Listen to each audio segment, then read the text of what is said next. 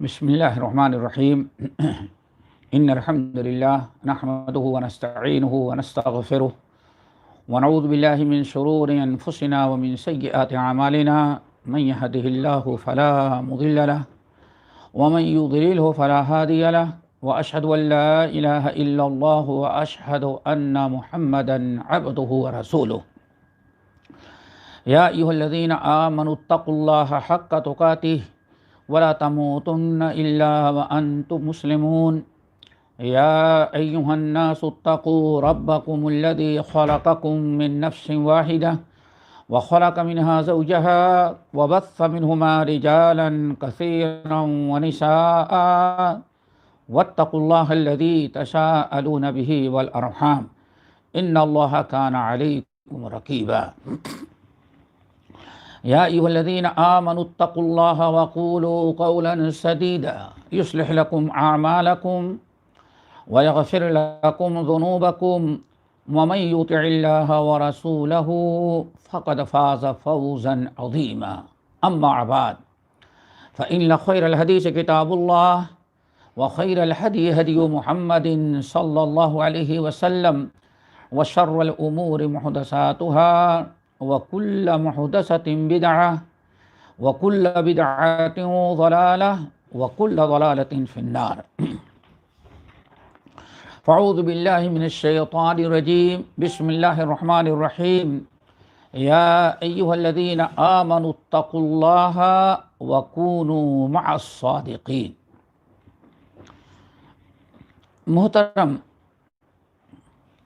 ساتھیوں، دینی بھائیوں اور بہنوں، اور یہ ہیں پروگرام سننے اور دیکھنے والوں، اس سے پہلے سلسلہ عظمت صحابہ کا جو سلسلہ چل رہا ہے، سلسلہ عظمت صحابہ میں امیر معاویہ رضی اللہ تعالی عنہ پر گفتگو ہو رہی تھی، اور ان کے کچھ فضائل، ان کے کچھ مناقب اور ان کے بارے میں جو کچھ احادیث وارد ہوئی ہیں وہ ہم آپ حضرات کے سامنے پیش کر رہے تھے، اور بہت ساری روایات اور احادیث ان کی عظمت، ان کی صحابیت آپ کے سامنے واضح ہو چکی ہے۔ ان کو یاد رکھیں، دشمنان اسلام کا ایک بڑا طبقہ ہے جو صحابہ رضوان اللہ اجمعین کو تنقید کا نشانہ بناتے ہیں، اور مقصد یہ ہوتا ہے کہ ساری اسلامی تعلیمات جو احادیث اور تاریخ اسلام میں ہے سب کو ختم کر دیں، کیوں؟ غیر معتبر قرار دے دیں۔ اللہ رب العالمین نے نبی علیہ السلام کی زبان مبارک اور خود کتاب میں صحابہ کرام کی بڑی عظمت اور اہمیت بیان کی ہے، جو آپ نے سنا۔ امیر معاویہ رضی اللہ تعالی عنہ کے بارے میں جو احادیث اور جو ان کی فضیلتیں ثابت ہیں ان کا تذکرہ چل رہا تھا۔ آج بھی انشاءاللہ چند احادیث جو حضرت امیر معاویہ رضی اللہ تعالی عنہ کے مناقب میں بیان کی جاتی ہیں، آج انشاءاللہ انہی احادیث کا تذکرہ کریں گے۔ نبی علیہ السلام کی احادیث یا کتاب اللہ سے جس انسان کی فضیلت ثابت ہو جائے، دنیا اس کو برا کہے تو دنیا تو غلط ہو سکتی ہے، لیکن اللہ اس کے رسول کی باتوں پر ہمیں شک نہیں کرنا چاہیے۔ بعض محدثین جنہوں نے عقائد پر کتابیں لکھی تو انہوں نے عقائد میں یہ عقیدہ بھی نقل کیا کہ صحابہ کی عظمت اور اہمیت اور محبت ایمان کا جز ہے۔ صحابہ کی توہین ناجائز حرام بلکہ کبھی کفر تک انسان کو پہنچا دیتی ہے۔ بعض اہل علم نے امیر معاویہ رضی اللہ تعالیٰ عنہ کی خلافت اور امارت کو ثابت کرنے کے لیے متعدد روایات بھی نقل کی ہیں۔ ان روایات میں جو محدثین کے نزدیک مقبول، صحیح اور حسن ہیں، قابل اعتبار ہیں، ان میں سے چند روایات اور احادیث آپ کے سامنے آج ہم پیش کرتے ہیں۔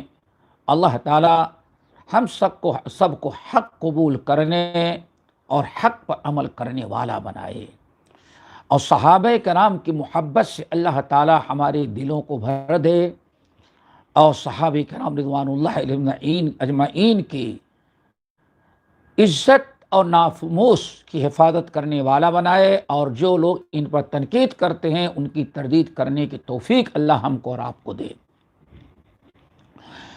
آئیے، سب سے بڑا اختلاف جو اہل باطل نے اور امیر معاویہ کی عداوت کی، وہ امیر معاویہ رضی اللہ عنہ کی خلافت ہے، اور جو انہوں نے امارت 40 سال تک، دوستو 1-2 سال نہیں، یہ ایسے صحابی ہیں کہ جن کو 40 سال تک اللہ تعالیٰ نے قوت و سلطنت، امارت اور حکومت عطا کی ہے۔ یہ کوئی معمولی سی چیز نہیں ہے، 40 سال تک حکومت کرنا صوبائی اور پورے ملک پر، اور اکثر صحابہ کرام کا راضی ہونا، خوش ہونا۔ کسی ایک صحابی نے ان کے امارت پر تنقید نہیں کیا۔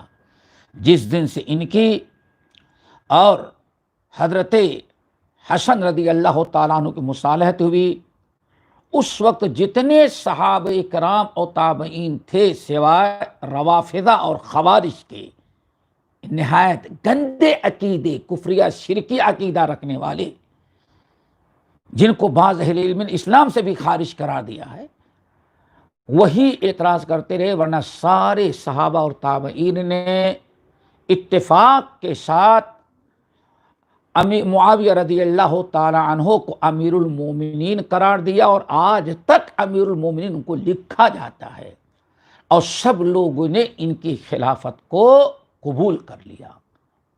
کسی صحابی نے انکار نہیں کیا، الا ماشاء اللہ، کوئی مل جائے تو مل جائے، لیکن جمہور صحابہ نے ان کی حکومت کو تسلیم کیا۔ آئیے، آج اس کے متعلق کچھ احادیث آپ کے سامنے پیش کرتے ہیں۔ نمبر 1، حضرت عبد الملک بن عمیر کہتے ہیں کہ معاویہ رضی اللہ تعالی عنہ کو میں نے کہتے ہی بھی سنا کہ ما زلت فی طموح من الخلافت منذ سمعت رسول اللہ صلی اللہ علیہ وسلم یقول یا معاویۃ ان ملکت فاحسن۔ سبحان اللہ۔ اور یہ حدیث تقریباً تمام اہل علم کے نزدیک صحیح ہے، اور جتنے محققین آج ہیں انہوں نے بھی اس کو حسن و صحیح قرار دیا۔ علامہ البانی رحمۃ اللہ علیہ، جو ایک مسلم محدث ہیں پوری دنیا کے، انہوں نے بھی اس حدیث کو صحیح قرار دیا ہے۔ ان کے بعد بھی علماء صحیح قرار دیتے آئے ہیں۔ اب حدیث کیا ہے؟ متن تو میں نے پڑھ کے سنایا، 2 جملے کا ہے کہ اللہ رسول نے فرمایا یا معاویۃ، پیارے نبی نے خطاب کیا، یا معاویۃ، اے معاویہ، ان ملکت فاحسن۔ آپ ذرا ان الفاظ پر غور کریں، یا معاویۃ ان ملکت فاحسن۔ اگر اللہ تعالیٰ تمہیں ملک کا امیر، ملک کا بادشاہ بنا دے، جب تم ملک کے بالغ بنا دیے جاؤ تو لوگوں کے ساتھ احسان کرنا۔ اللہ اکبر۔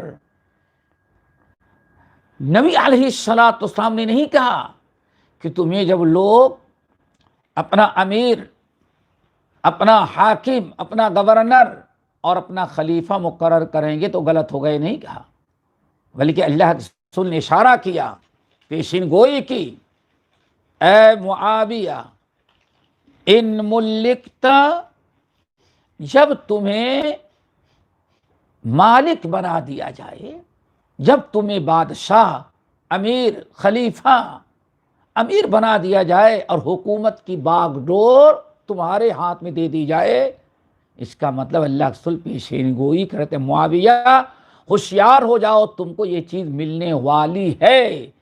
یہ نبی علیہ السلام کی طرف سے ایک پیشین گوئی تھی۔ آپ اس کو ظلم کہتے ہیں؟ اللہ اکبر۔ ان ملکت فاحسن، جب تمہیں ملک کی باغ ڈور سونپ دی جائے تو تم اللہ کے بندوں کے ساتھ احسان کرنا، اپنی رعایا کے ساتھ خیر اور بھلائی کا معاملہ کرنا، ان پر ظلم و زیادتی نہیں کرنا۔ اب آپ بتائیے، یہ الفاظ آپ بار بار پڑھیں اور ان پر غور و فکر کریں کہ اللہ کے رسول صلی اللہ علیہ وسلم معاویہ کو بلا کر کے کیا فرما رہے ہیں۔ ایک پیشین گوئی، ایک ہدایت اور رہنمائی آپ کر رہے ہیں کہ آئندہ تمہیں جب ملک کی باغ ڈور اور امت مسلمہ کی عمارت تمہارے سپرد کی جائے تو اس وقت لوگوں کے ساتھ احسان کرنا۔ احسن اذا ملکت فاحسن، جب تمہیں امیر بنا دیا جائے تو تم لوگوں کے ساتھ احسان کرنا۔ اب امیر معاویہ رضی اللہ تعالیٰ عنہ کا فرمان سنیں۔ اللہ کے رسول کی نصیحت تو سن لی آپ نے۔ امیر معاویہ رضی اللہ تعالیٰ عنہ کہتے ہیں، جس دن اللہ کے نبی علیہ الصلاۃ والسلام نے ہم کو یہ نصیحت کیا، اسی دن میں سمجھ گیا کہ اللہ تعالیٰ ہم کو ایک نہ ایک دن امت مسلمہ کی باغ ڈور اللہ ہمیں ضرور عطا کرے گا۔ امیر معاویہ نے سمجھا، اور پوری دنیا یہ جانتی ہے، اور آگے ہم بتائیں گے کہ امیر معاویہ رضی اللہ تعالیٰ عنہ نے جب مصالحت ہوئی اور باغ ڈور ملک پوری امت مسلمہ کی عمارت اور باغ ڈور ان کے ہاتھ میں آئی، اور اس سے پہلے بھی انہوں نے کیسے کیسے احسان لوگوں کے ساتھ کیا۔ اور تعجب کریں گے اگر تاریخ کا مطالعہ آپ کریں، اور محدثین اہل سنت والجماعت جو صحیح تاریخ رکھنے والے ہیں، روافدی، شیعہ، مرجیہ، منافقین نہیں، اہل سنت کی جو تاریخ ہے، تاریخ کا ایک بڑا حصہ یہ بگڑا ہوا گمراہ فرقہ جو رافضی ہے، صحابہ کو گالیاں دینے والا، جبرائیل امین کو خائن قرار دینے والا، اس روافدہ اور شیعہ قوم نے تاریخ کو مشق کر کے اس کو بالکل الٹا بنایا ہے۔ جو جبرائیل امین کو خائن کر سکتا ہے، اس صحابہ کو کیوں نہیں خائن کہے گا؟ یہ بدبخت قوم، اس کی وجہ سے بگاڑ پیدا ہوا، اور ہم اس کو پڑھ کر کے بہت سارے لوگ اسی کو پڑھتے ہیں اور سمجھتے ہیں بہت اچھی بات کہہ رہا ہے۔ دوستو ذرا سمجھیں، آگے ہم بتائیں گے کہ اللہ کے رسول کی نصیحت تھی، اے معاویہ، جب تمہیں حکومت ملے، باغ ڈور ملے امت کی، تو لوگوں کے ساتھ احسان کرنا۔ واللہ آپ تاریخ پڑھیں، امیر معاویہ نے پوری امت میں سب سے زیادہ جس کے ساتھ احسان کیا ہے وہ آل رسول کے ساتھ کیا ہے، حضرت علی کی اولاد کے ساتھ کیا ہے، حسن کے ساتھ کیا، حسین کے ساتھ کیا، اللہ اکبر، اور ان کی اور محمد بن حنفیہ کے ساتھ کیا۔ جتنا احسان علی رضی اللہ تعالی عنہ کے نسل کے ساتھ کیا، دنیا میں کوئی امیر معاویہ سے زیادہ احسان آل رسول کے ساتھ نہیں کیا۔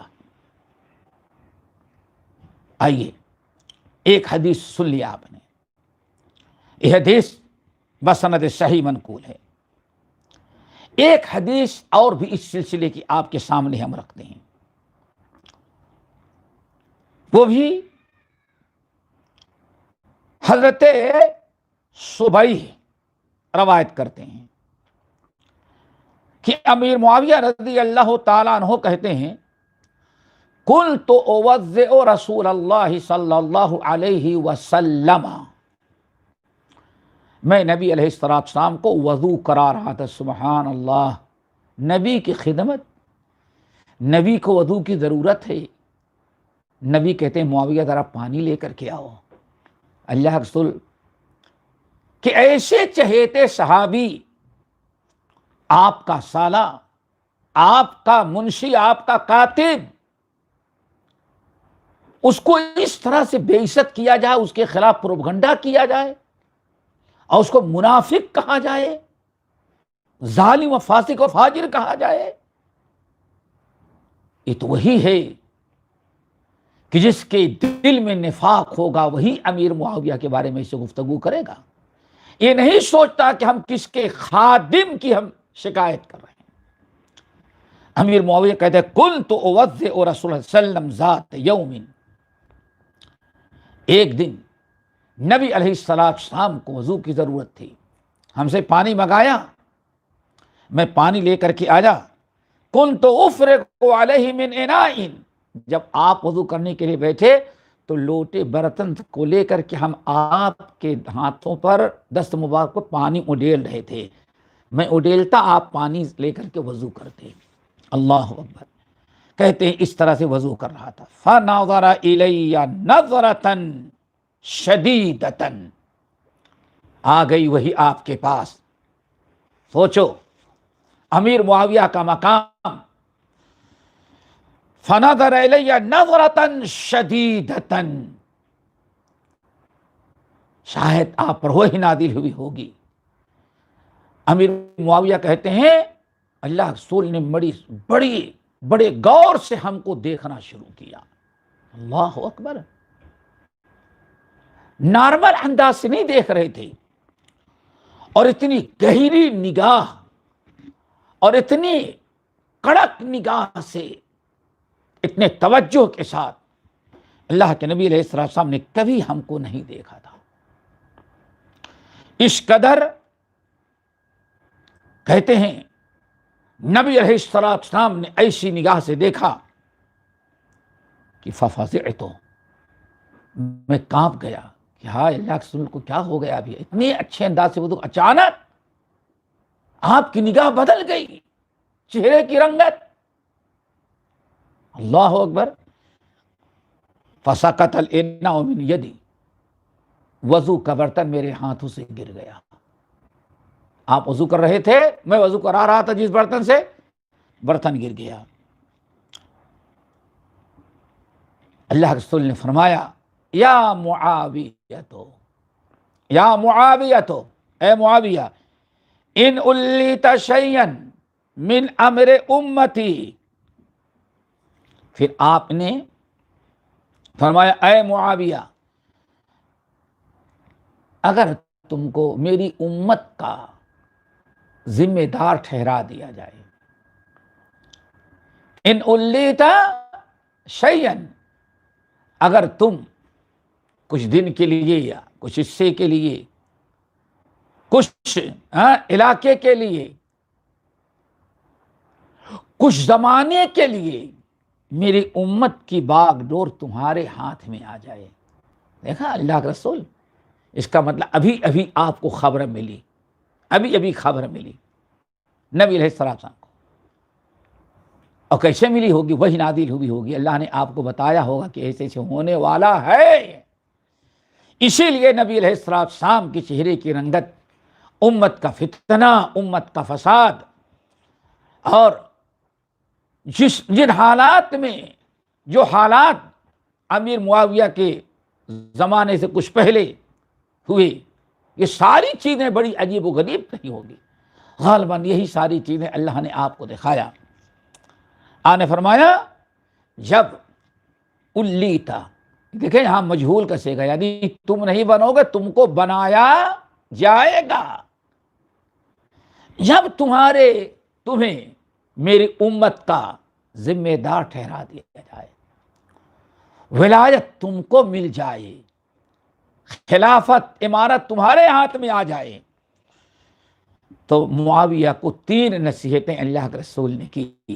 یہ نہیں کہا کہ ٹھکرا دینا، تم نہیں لینا، اور بہت بڑا ظلم ہوگا جو تم کو دے دے گا، جیسے آج دنیا کہتی ہے تم بڑے ظالم ہو گئے، ایک لفظ نہیں، پیارے نبی نے 3 نصیحتیں کی۔ نمبر 1 فتق اللہ، نمبر 2 وعدل، وعدل، اور ایک روایت میں آیا کہ جب تمہیں ولایت ملے تو 3 چیزیں، ہاں 3 چیزیں، ایک تو پہلی حدیث میں گزری احسن، احسن احسان کرنا، اور 2 چیزیں اس حدیث میں ہیں جو ابھی میں نے پڑھا، فاتق اللہ وعدل، فاتق اللہ وعدل۔ اس حدیث کو جب نبی علیہ السلام نے بیان کیا اور پوری پیشین گوئی کی تو حضرت معاویہ کہتے ہیں اس وقت سے لے کر کے آج تک میں امید میں تھا، مجھے یقین تھا کہ پیارے نبی نے پیشین گوئی ہے، اس دنیا کی حکومت اور باغ ڈور میرے ہاتھ میں ضرور آئے گی۔ اس لیے اسی وقت سے میں دعا کرتا رہا، اور آج بھی خلیفہ جس دن میں بن گیا تم لوگوں سے دعا کرتا ہوں، وَأَسْأَلُ اللَّهَ أَن يَرْزُقَنِي الْعَدْلَ فِيكُمْ، میں اللہ تعالیٰ سے دعا کرتا ہوں کہ جب تک میں تم لوگوں پر حکومت کروں اللہ تعالیٰ مجھے تمہارے درمیان عدل و انصاف کرنے کی توفیق نصیب کرے۔ اللہ تعالیٰ سے دعا مانگ رہے ہیں، اللہ میرے نبی جو نصیحت، تیرے نبی جو نصیحت کیا، اس کے مطابق ہمیں حکومت کرنے کی توفیق نصیب فرما۔ تو یہ 3 نصیحتیں کی۔ نمبر 1 احسن، اس کے متعلق سن لیا آپ۔ نمبر 2 فتق اللہ، تقوی کی وصیت کی۔ نبی علیہ الصلوۃ والسلام، آپ اگر پوری حدیث کا مطالعہ کریں اور تاریخ کا بنظر غائر مطالعہ کریں گے تو نبی علیہ الصلوۃ والسلام جب معمولی درجے کا ایک فوج کا سپاہی اور کمانڈر بنا کے بھیجتے، چند لوگوں پر کسی کو امیر بناتے، تو سب سے پہلے یا لوگ سفر میں جانے لگتے تو سب سے زیادہ آپ اتق اللہ کہتے، تقوی اللہ کی دعوت دیتے۔ حضرت علی کو بھی اللہ کے رسول نے تقوی کا حکم دیا، فتق اللہ، اللہ تعالیٰ سے ڈرنا۔ کیا مطلب ہے؟ جب تک اللہ تعالیٰ کا ڈر معاویہ تمہارے اندر نہیں ہوگا، کبھی اپنی رعایا کے ساتھ، اپنے مامورین کے ساتھ تم ظلم سے نہیں بچو گے، ان کے حقوق کو ادا نہیں کر سکتے جب تک تقوی نہیں ہوگا۔ اس لیے اپنے اندر تقوی پیدا کرنا۔ تو نبی علیہ السلام نے حضرت امیر معاویہ رضی اللہ تعالی عنہ کو تقوی کا حکم دیا، فتق اللہ، اللہ تعالیٰ سے ڈرتے رہنا۔ آگے وعدل، تیسری نصیحت، اور برابر اپنی رعایا کے ساتھ، اپنوں اور غیروں کے ساتھ ہمیشہ عدل و انصاف سے کام لینا۔ چنانچہ آج کوئی صحیح تاریخ ایسی نہیں جو کہیں امیر معاویہ کی ناانصافی کا تذکرہ کر سکے۔ نبی علیہ السلام نے، نبی علیہ السلام کی ان احادیث میں امیر معاویہ رضی اللہ تعالیٰ عنہ کی خلافت اور مملکت اور ولایت کی پیشین گوئی ہے۔ آپ نے اشارہ کیا کہ معاویہ تم کو ایسا بنایا جائے گا، اس لیے امیر معاویہ رضی اللہ تعالی عنہ کو نبی علیہ السلام نے 3 نصیحتیں کی، اشارہ کیا کہ یہ چیزیں ضروری ہیں۔ نمبر 1 احسان لوگوں کے ساتھ کرنا، اپنی رعایا کے ساتھ احسان کرنا۔ نمبر 2 حکومت اور بادشاہت، امارت اور خلافت پا جانے کے بعد تقوی سے غافل نہیں ہونا، تقوی اپنے اندر پیدا کرنا، اللہ تعالیٰ سے ڈرنا ان کے متعلق تمہاری بہت بڑی ذمہ داری ہوگی، اس لیے ان سے ڈرنا اور خوف کرنا۔ اور تیسری چیز وعدل، عدل و انصاف سے حکومت کرنا۔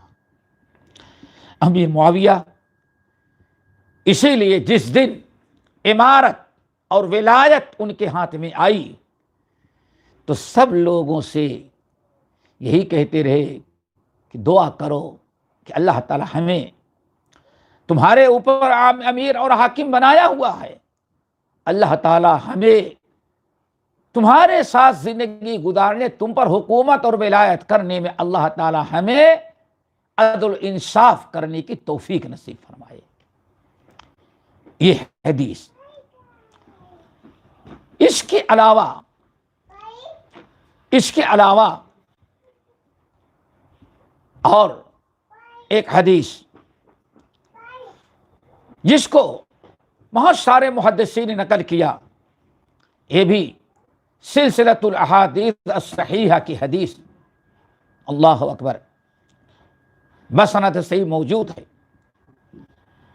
امیر معاویہ رضی اللہ تعالیٰ عنہ، اس معنی کی حدیث کل بھی اس سے پہلے بھی گزری ہے، حضرت عبد الرحمن بن ابی امیرہ کہتے ہیں کہ نبی علیہ الصلاۃ والسلام برابر امیر معاویہ کو یہ دعا دیا کرتے تھے۔ اب ذرا سوچو، کل کچھ اس سے پہلے جو حدیثیں گزری ہیں وہ اور آج والی، اللہ سو فرماتے اللہم اجعلہ ہادیا مہدیا وہد بہ ولا تعذبہ۔ نبی علیہ السلام 5 چیزوں کی دعا امیر معاویہ کو دیتے تھے۔ کتنی حدیثیں، کسی حدیث کا کئی صحابہ سے روایت کرنا، بہت سارے طرق و سند سے آنا، اس بات کی علامت ہوتی ہے کہ نبی علیہ السلام یہ چیز بار بار کیا کرتے تھے۔ تو یہ امیر معاویہ کی دعا، 5 چیزوں کی دعا اللہ کے رسول نے اس حدیث میں دی ہے۔ فرمایا نمبر 1 اللہم اجعلہ ہادیا، نمبر 2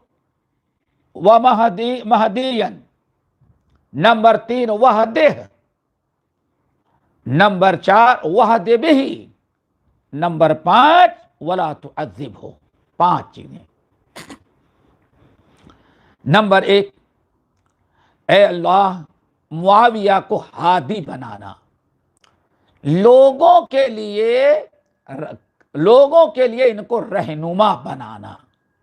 اللہ اکبر، اللہ نے کس طرح سے اپنے پیارے نبی کی دعا امیر معاویہ کے متعلق اب بارے میں قبول کیا۔ وہ یہ کیا ہے؟ امیر معاویہ جب سے ایمان لائے پیارے نبی کی خدمت کرتے تھے۔ ابھی اور حدیثیں ہم بتائیں گے خدمت کی۔ دیکھیں، وضو کرا رہے ہیں، وضو کا پانی لا رہے ہیں، آپ کے لیے آپ کا لیٹر لکھ رہے ہیں، آپ کی خدمت کرتے تھے۔ اللہ نے یہ مقام معاویہ کو عطا کیا، پیارے نبی اس لیے دعا دے رہے ہیں اللہم اجعلہ ہادیا، اللہ لوگوں کے رہنمائی کرنے والا معاویہ کو بنا دے۔ نمبر 2 مہدیا، اللہ خود بھی ان کو ہدایت پر قائم رکھنا،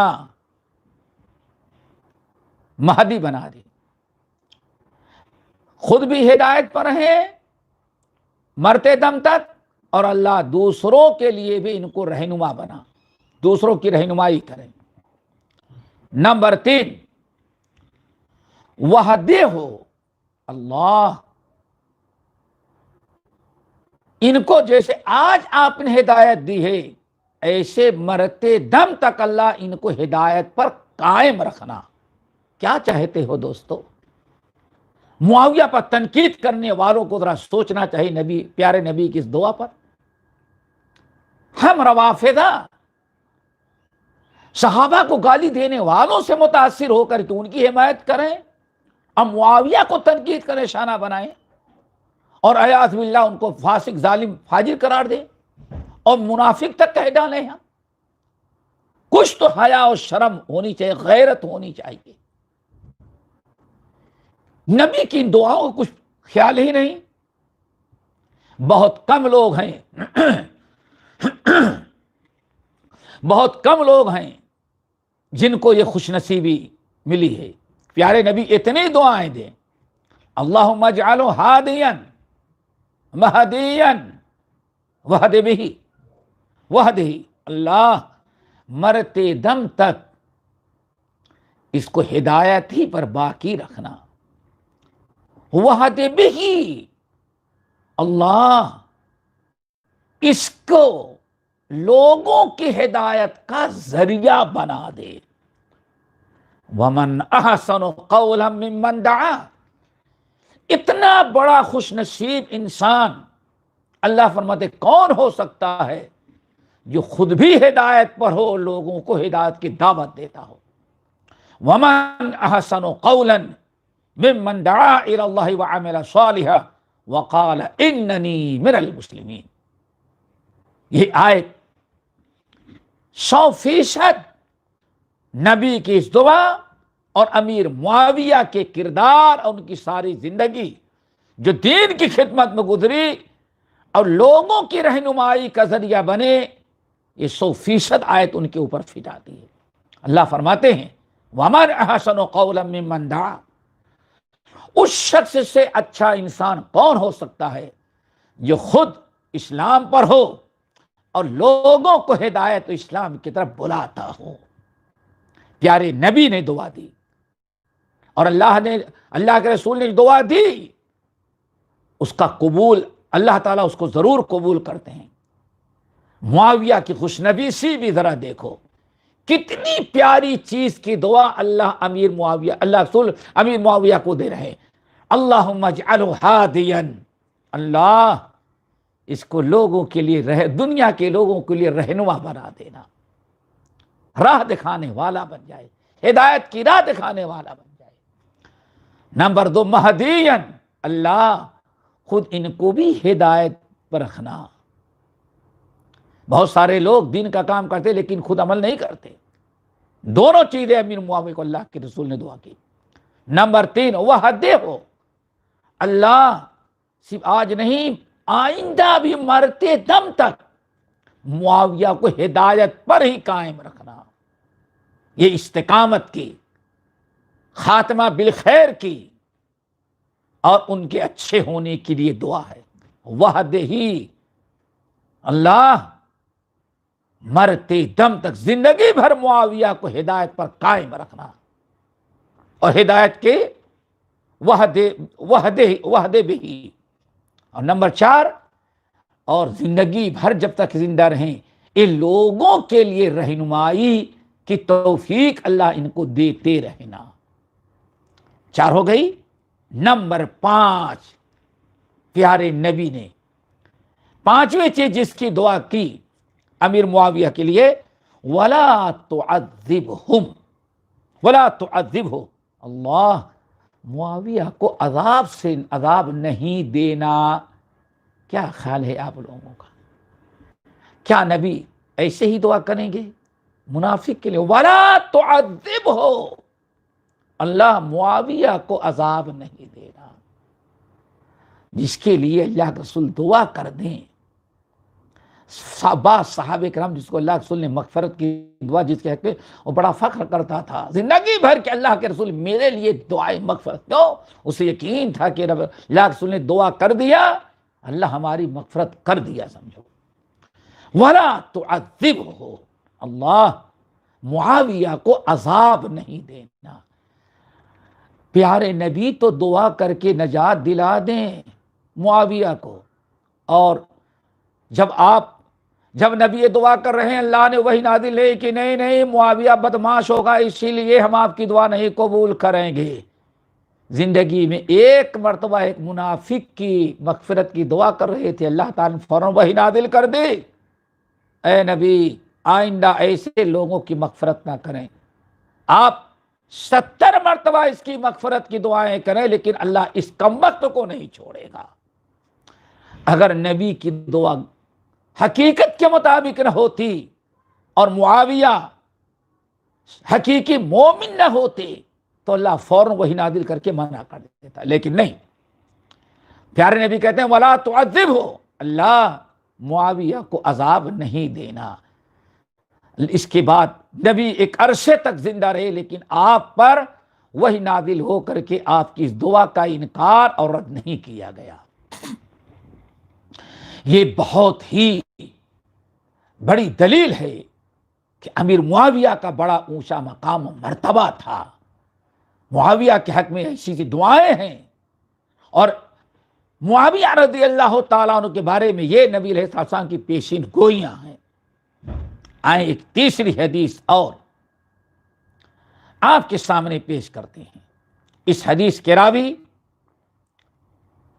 حضرت ابو ہریرہ رضی اللہ تعالی عنہ ہیں. کہتے ہیں کہ نبی علیہ الصلاۃ والسلام کے سامنے ابو ہریرہ رضی اللہ تعالی عنہ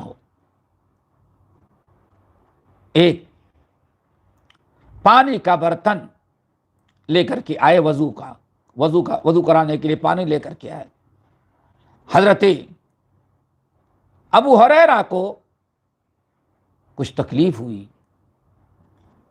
تکلیف ہاتھ میں پیر میں. پانی معاویہ رضی اللہ تعالی عنہ کو دے دیا. اللہ اکبر. معاویہ رضی اللہ تعالی عنہ ابو ہریرہ رضی اللہ تعالیٰ عنہ سے پانی کا لوٹا لے کر کے نبی علیہ السلام کو وضو کرانے لگے. امیر معاویہ رضی اللہ تعالیٰ عنہ فرفع رأسہ، نبی علیہ السلام نے امیر معاویہ لوٹے کا پانی گرا رہے ہیں، وضو کر رہے ہیں اللہ کے رسول. پھر حضرت معاویہ رضی اللہ تعالیٰ عنہ کی طرف نبی علیہ السلام اپنا سر مبارک اٹھائے اور فرمایا یا معاویہ ان ولیت من امر المسلمین شیئا، اے معاویہ جب اللہ تعالیٰ تم کو مسلمانوں کا امیر، حاکم، گورنر تمہیں اللہ تعالیٰ بنائے تو معاویہ ذرا یاد رکھنا فاتق اللہ وعدل، دو چیزیں کرنا، دو چیزوں کی وصیت کی جو پہلے گزر چکے ہیں. یعنی اے معاویہ اللہ تعالیٰ سے ڈرنا اور لوگوں کے ساتھ عدل و انصاف کرنا.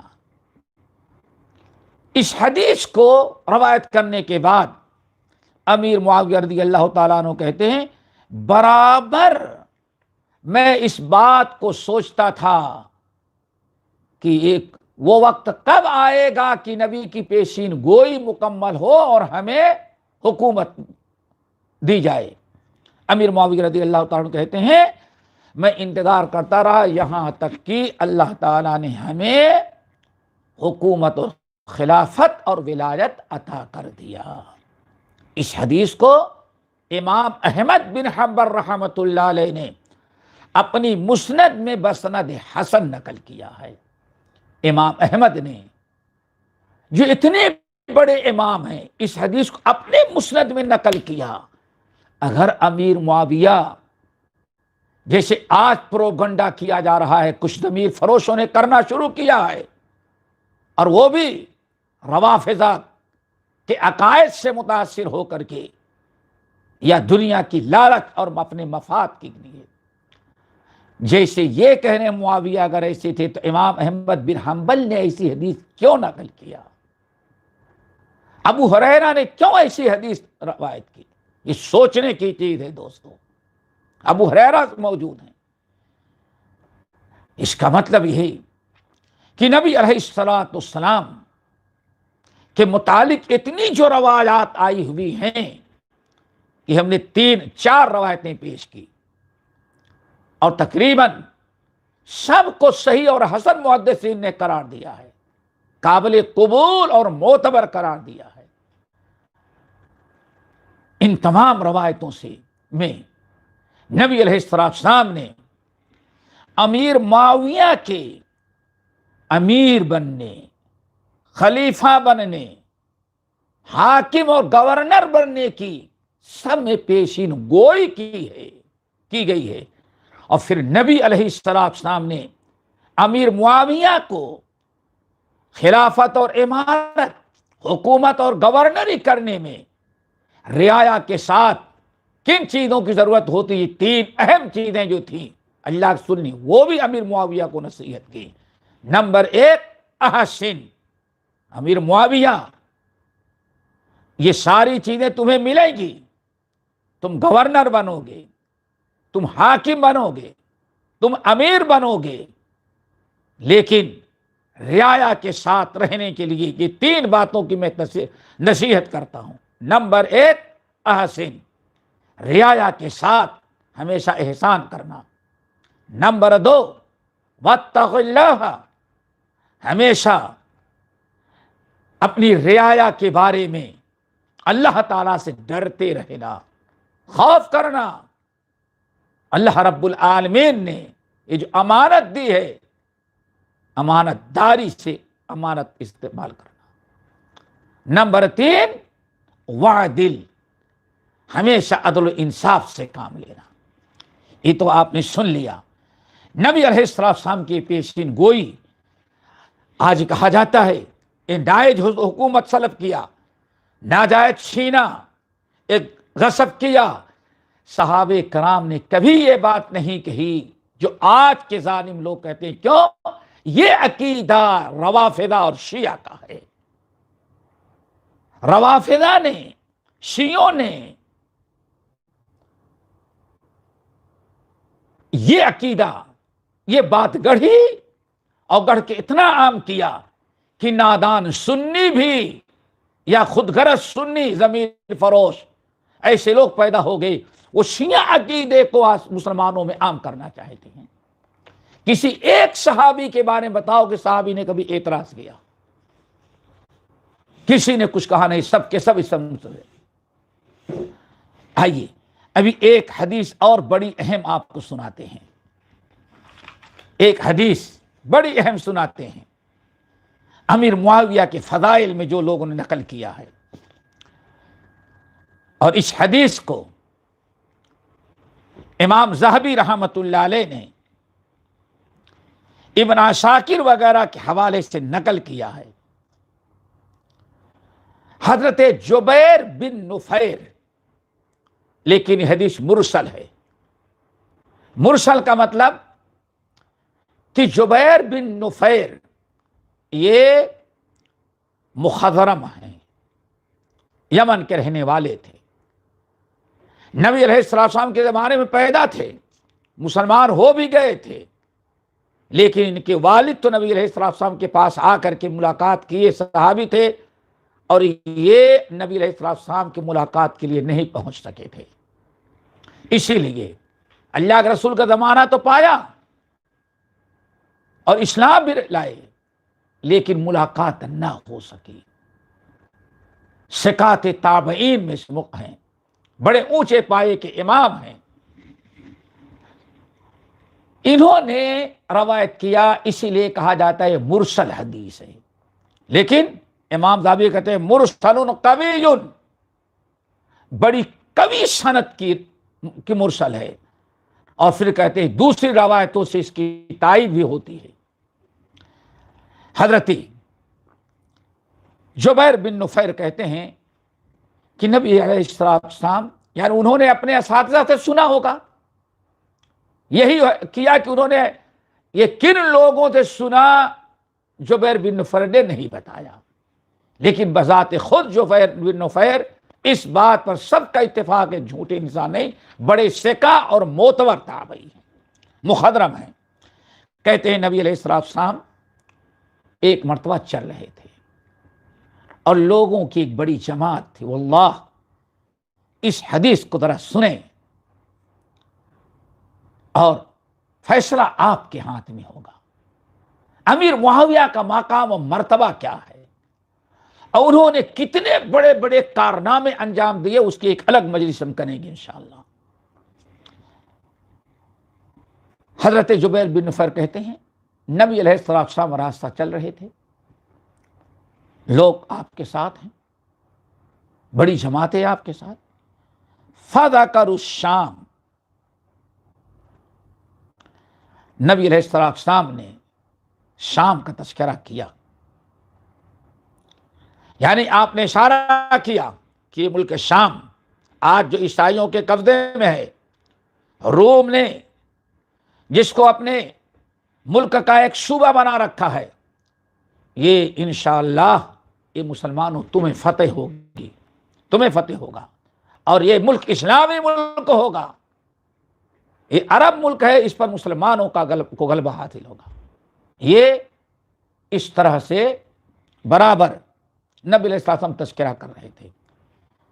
فقال رجل، لیکن ایک شخص نے کہا کیف نستطیع الشام وفیہ الروم، یا رسول اللہ آپ کیا بات کر رہے ہیں، ہم لوگ شام کو فتح کریں گے اور یہ ملک شام ہمارا اسلامی ملک ہوگا؟ یہ کیسے ہو سکتا ہے جبکہ روم جیسی سپر پاور ملک قوت و طاقت کے قبضے میں شام ہے؟ غور سے سنیں، شام کے متعلق اللہ رسول نے پیشین گوئی کی کہ یہ ملک شام، یہ شام تمہیں اللہ تعالیٰ فتح کرے گا، یہاں حکومت تمہاری ہوگی آئندہ۔ اور اس طرح سے اللہ کے نبی علیہ السلام نے پیشین جب گوئی جب کی تو ایک شخص، ایک صحابی جو آپ کے مجلس میں تھے، آپ کے ساتھ تھے، وہ نہیں صبر کر سکے، کہا یا رسول اللہ یہ کیسے ہو سکتا ہے کہ ہم اس کو فتح کر لیں؟ تو بڑی ناممکن سی بات لگ رہی ہے کہ روم جیسے سپر پاور ملک جس نے شام کو فتح کر کے قبضہ کر کے اپنا ایک صوبہ بنا رکھا ہے، رومی فوج وہاں موجود ہے، تو ہم کیسے روم کی قوت و طاقت کا مقابلہ کر سکتے، کیسے ہم لڑ کر کے یہ ملک فتح کر سکتے ہیں؟ یہ تو بڑی عجیب سے بات لگ رہی ہے۔ اللہ اکبر۔ راوی کہتے ہیں کہ اس وقت جو صحابہ آپ کے ساتھ تھے، جن کے سامنے نبی علیہ السلام شام کے فتح ہونے کی بشارت اور خوشخبری سنا رہے تھے، جس مجلس میں جن لوگوں کے سامنے، اس میں امیر معاویہ رضی اللہ تعالی عنہ بھی موجود تھے۔ اللہ اکبر۔ امیر معاویہ موجود تھے، لیکن امیر معاویہ دور تھے، دور تھے۔ نبی علیہ السلام کے ہاتھ میں عصا تھا، لاٹھی، سونٹا تھا۔ آپ نے اپنا سونٹا اٹھایا اور امیر ایسے لپک کر کے امیر معاویہ رضی اللہ تعالیٰ کے کندھے پر رکھ دیا اور ان کو ہوشیار کیا، ایسے ٹھوکا، لوگ رغبت لے، یہ معاویہ ہے اور ان کے معاویہ ہیں، اور ان کے کندھے پر اپنا عصا رکھ کر کے اس طرح سے ان کو متنبہ کرتے ہوئے، لوگوں کو اشارہ کرتے ہوئے فرمایا سنو، روم بہت سپر پاور ملک ہے، کوئی شک نہیں، شام پر قبضہ کیے ہوئے ہے، تم پریشان نہ ہو، اللہ اکبر، یکفیکم اللہ بہذا، تم ٹینشن نہ لو، روم کیسے فتح ہوگا، شام کیسے فتح ہوگا، اور روم کیسے شکست کھا کر کے روم سے بھگے گا، تم ٹینشن نہ لو، یہ امیر معاویہ میرا سارا جس کے کندھے پر میں نے عصا اپنا رکھا ہے، اللہ تعالیٰ تم سب کے لیے اس کو کافی بنا دے گا، اس کی وجہ سے ملک شام فتح ہوگا۔ اللہ اکبر۔ اب آپ تھوڑا سوچیں، اس سے امیر معاویہ رضی اللہ تعالیٰ عنہ کی کتنی بڑی فضیلت ثابت ہوتی ہے کہ نبی علیہ السلام نے اشارہ کیا، روم جیسا سپر پاور ملک جس نے شام پر قبضہ کر رکھا ہے، اور اپنا ایک صوبہ بنا رکھا ہے.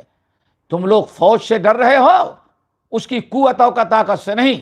یہ تمہارے درمیان تمہارا بھائی جو معاویہ بیٹھا ہے، اللہ تعالیٰ اس کے کو ایسی قوت طاقت دے گا کہ یہ تم سب کی طرف سے کفایت کر جائے گا. اس کے ہاتھوں پر اور اس کی امارت اور حکومت کے نگرانی میں اس کی بھیجی ہوئی فوج کے ذریعے شام فتح ہوگا. اور اللہ رب العالمین نے واقعی شام کو فتح کیا. کہنے کا مطلب یہ کہ اس حدیث کو امام ذہبی رحمۃ اللہ علیہ کہتے ہیں مرسل قوی، اور پھر اور روایتیں نقل کرنے کے بعد کہتے ہیں فہذہ احادیث مقاربہ، یہ حدیثیں ہیں جو ایک دوسرے کے ہم معنی ہیں، ایک دوسرے کی تائید کرتے، ایک دوسرے کو تقویت دیتی ہیں. تو اس طرح سے دوستو یہ چند احادیث ہم نے امیر معاویہ رضی اللہ تعالیٰ عنہ کے مناقب اور فضائل میں نقل کیے ہیں. اب ہمارے سامنے دو باتیں اور ہیں. ایک تو یہ کہ انشاءاللہ جمعرات اگلے منگل کو امیر معاویہ کے متعلق صحابہ کرام رضوان اللہ علیہم اجمعین، کیوں کہا جاتا ہے سب سے معتبر روایت جو ہو سکتی ہے اللہ اس کے رسول کی باتوں کے بعد، صحابہ کے زمانے میں جو لوگ تھے، صحابہ جس کے اچھے ہونے کے گواہی دیں.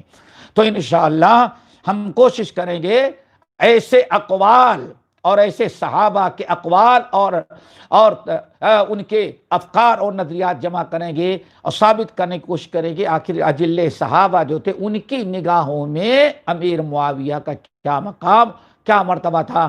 امیر معاویہ کو اچھا مسلمان، اچھے صحابی سمجھا کرتے تھے، ان کے عزت و احترام کرتے تھے، یا کہ جیسے آج امیر معاویہ کو لان تان کا نشانہ بنایا جاتا ہے اور انہیں فاسق فاجر کہہ کر کے بعد لوگ نعوذ باللہ منافق تک کہہ دیتے ہیں. کیا صحابہ نے بھی کبھی ایسے کہا ہے کہ صحابہ امیر معاویہ کو صحابی سمجھ کر کے اچھا سمجھتے رہے؟ اس کا تذکرہ انشاءاللہ اگلے منگل کو ہم کریں گے. اللہ تعالی ہم سب کو عمل کی توفیق نصیب فرمائے. اقول قولی ھذا واستغفر اللہ من کل ذنب واتوب الیہ.